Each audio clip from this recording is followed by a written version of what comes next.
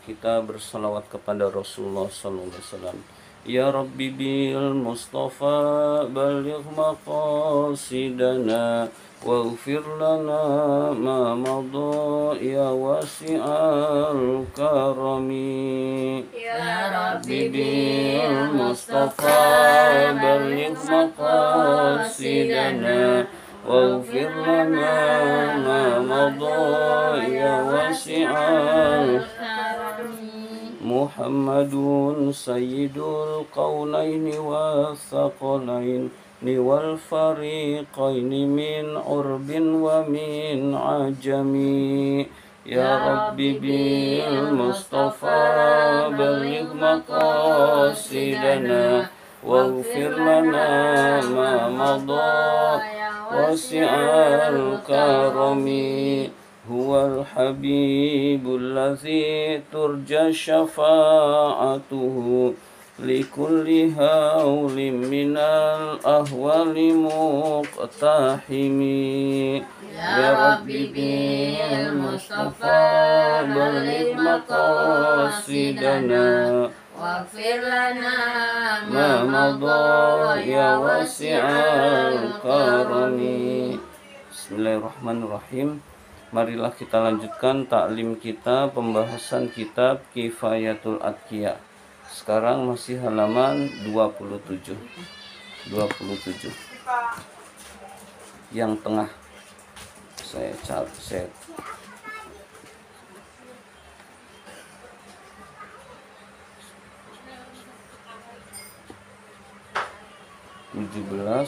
18, baris ke-18 dari atas.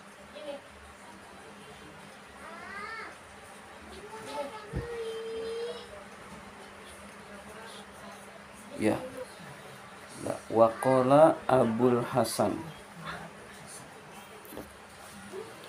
Bismillahirrahmanirrahim. Waqala Abul Hasan An-Nuri. Nama seorang ulama. Abu Hasan An-Nuri berkata, Man ro'aitahu.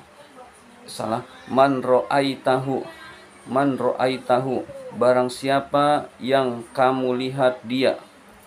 Barang siapa kamu melihat orang itu. Yadda'i, mengaku-ngaku. Ma'allahi, dekat dengan Allah. Jadi jika kamu melihat seseorang itu mengaku-ngaku dekat dengan Allah. Halatan dalam keadaan takhruju keluar an haddil ilmi, dari batasan ilmu, asyar'i agama, fala taqrabanna minhu, maka sungguh jangan kamu dekati dia. Fala taqrabanna minhu, maka sungguh jangan kamu dekati dia. Minhu artinya dia, darinya, ya. Jadi Abu Hasan An-Nuri seorang ulama berkata, jika ada orang yang ngaku-ngaku dia itu dekat dengan Allah, dia itu waliullah, dia itu kekasih Allah, tapi enggak sholat. Jadi batasan-batasan ilmu syar'i, ilmu agama dia terjang. Ngaku dekat dengan Allah tapi enggak sholat. Oh, dia sholatnya di Mekah, itu ketara tidak mungkin. Oh, lalu dia misalkan dia tidak sholat Jumat. Oh, dia sholat tetapi menyendiri. Oh, Jumat juga enggak sholat. Oh, dia sholatnya di Mekah. Maka itu suatu kebohongan. Maka sungguh jangan kamu dekati dia. Maka sesungguhnya dia sebenarnya bukan ulama, bukan orang yang dekat dengan Allah. Bahkan dia termasuk orang yang menyesatkan. Jadi kita umat Islam punya standar-standar tertentu. Orang yang dekat dengan Allah, sholat 5 waktu, nggak mungkin lepas. Itu. Misalkan jamaah, itu bisa saja orang itu uzlah. Meninggalkan jamaah karena uzlah. Lalu dia nggak jamaah, tapi di rumah. Itu masih bisa memungkinkan dekat dengan Allah. Masih bisa memungkinkan. Tapi yang utama ya pasti berjamaah umumnya. Lalu sholat Jumat nggak mungkin dia tinggal. Ada orang ngaku dekat dengan Allah, sholat Jumat ditinggal, maka pasti tidak dekat dengan Allah. Maka kalau bukan waliullah, wali setan. Nah, jangan diikuti orang-orang yang seperti itu. Standarnya adalah yang sangat mudah kita lihat adalah sholatnya. Dia nggak sholat, udah ngaku dekat dengan Allah pun jangan kita percaya.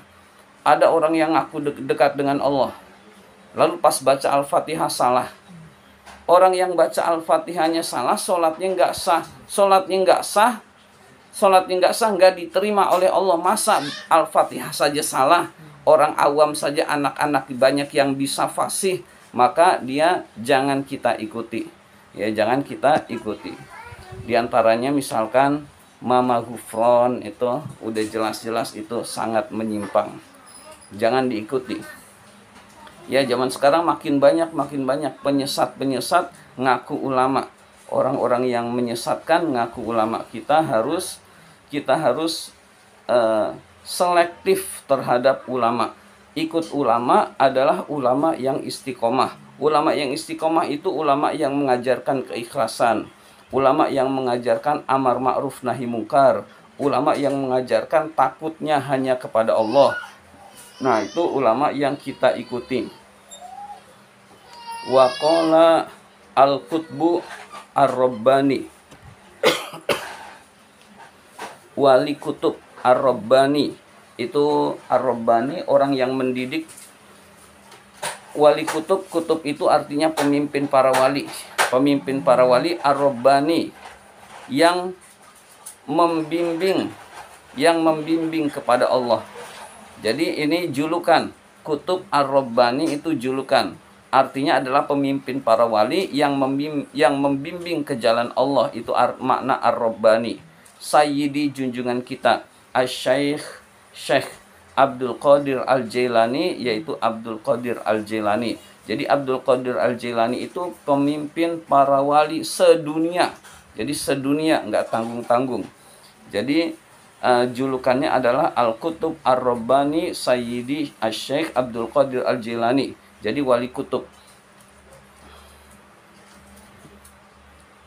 Syekh Abdul Qadir Al-Jailani. Jadi kalau kita mendengar kata-kata wali kutub, berarti pemimpin para wali. Jangan kita anggap beruang kutub, jangan. Ya, jadi pemimpin para wali itu namanya kutub.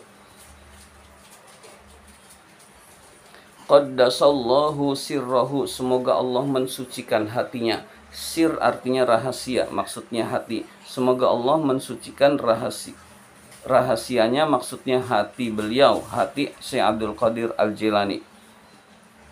Ini kebiasaan para ulama, kalau menyebut nama orang soleh selalu dikaitkan dengan doa kepada Nabi Sallallahu Alaihi Wasallam, kepada sahabat radhiyallahu anhu, kepada Sayyidina Ali radhiyallahu anhu juga kadang-kadang karramallahu wajhah, kepada para ulama rahimahullah.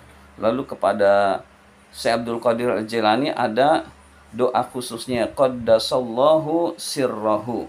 Nah, boleh juga rahimahullah juga boleh. Jadi ulama rahimahullah juga boleh. Nah, jadi ada doa-doa yang dipanjatkan ketika menyebut orang soleh. Kalau dalam nahwu ini namanya jumlah mu'taridoh, jumlah yang tidak ada kaitannya dengan kalimat sebelum dan sesudahnya. Kalau ini dihilangkan, tidak berpengaruh apa-apa kepada kedudukan kalimat. Itu namanya jumlah mu'taridoh. Jumlah du'a'iyah itu termasuk jumlah mu'taridoh. Jumlah du'a'iyah. Jumlah du'a'iyah itu jumlah yang saya sebutkan tadi.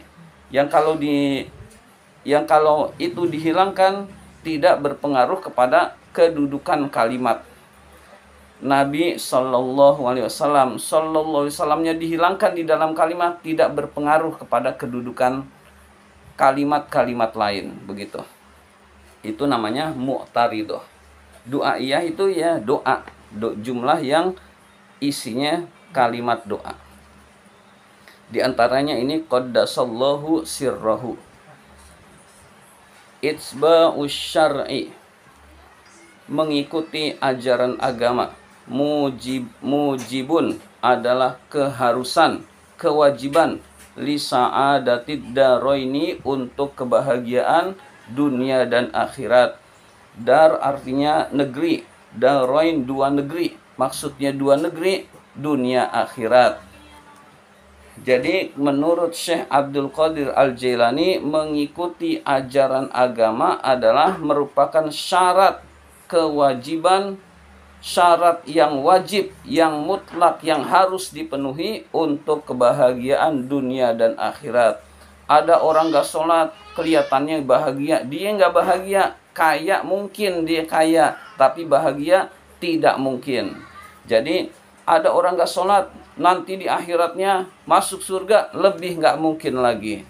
Jadi syarat orang tersebut mendapatkan kebahagiaan dunia dan akhirat mengikuti aturan-aturan agama, melaksanakan ajaran-ajaran agama, diantaranya sholat, lalu dia bayar zakat, lalu di dalam kehidupan sehari-hari dia mengikuti ajaran-ajaran agama. Jual belinya tidak curang, tidak menipu. Nah, fikih itu sebetulnya membahasnya dari toharoh, ibadah,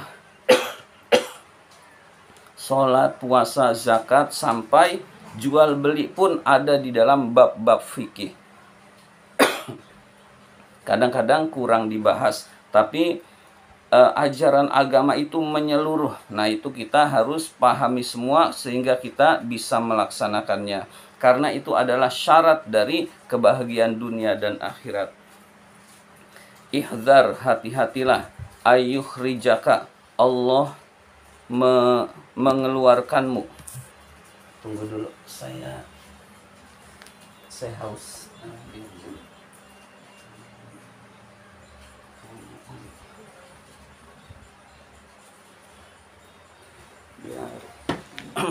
Sebetulnya lagi batuk. Jadi sekedar ngaji menjaga keistiqomahan.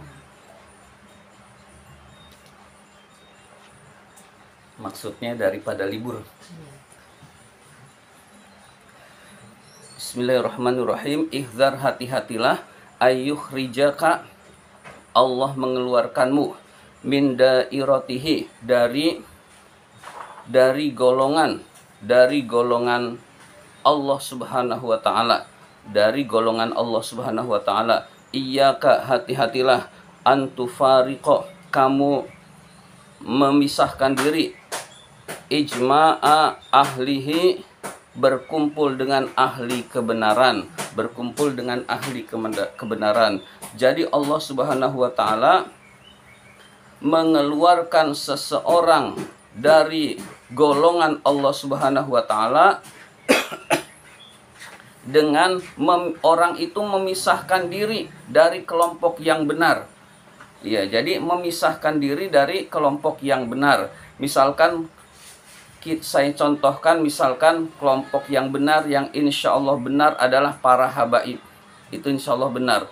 Para ulama-ulama yang soleh, para ulama-ulama yang istiqomah. Jadi para habaib itu dengan para ulama itu sebetulnya bersatu.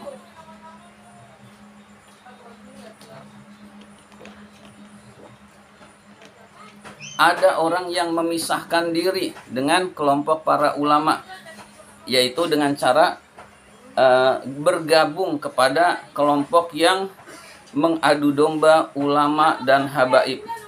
Dia memfitnah. Habaib itu nasabnya palsu. Nah, habaib itu nasabnya palsu. Si Imat ini, pemfitnah ini, si Imat ini diajak nantang debat. Setelah nantang debat, diladenin. Nah, kabur.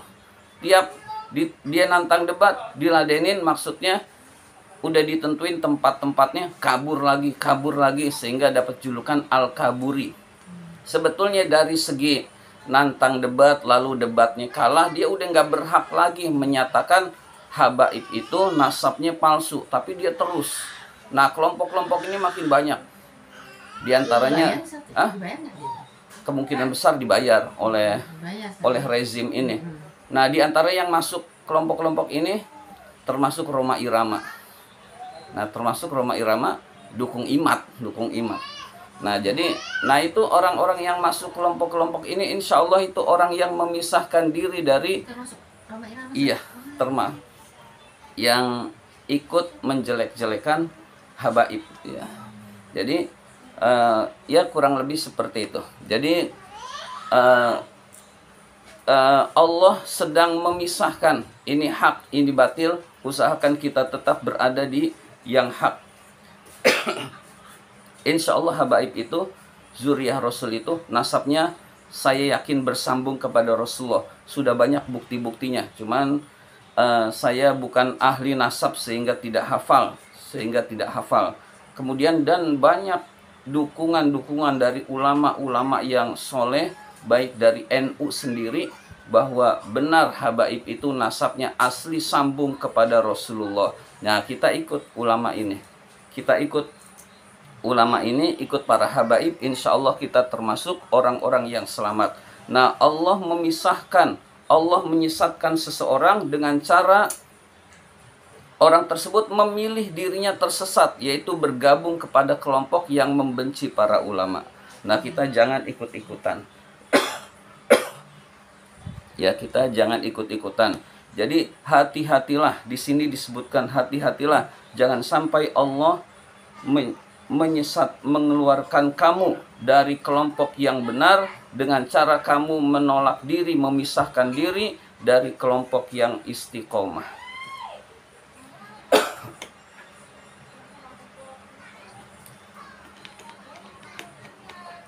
Sebisanya saja, kalau udah nggak kuat ininya, tenggorokannya, berarti berhenti. Bismillahirrahmanirrahim. Wa qala aidon, ini agak panjang. Demikian pembahasan kita, soalnya ini sudah titik. Ahlihi wa qala, dan itu ahli itu ijma'i ahlihi, ijma'a ahli itu sudah titik. Kebetulan berikutnya panjang kalimatnya, jadi berhenti sampai di sini.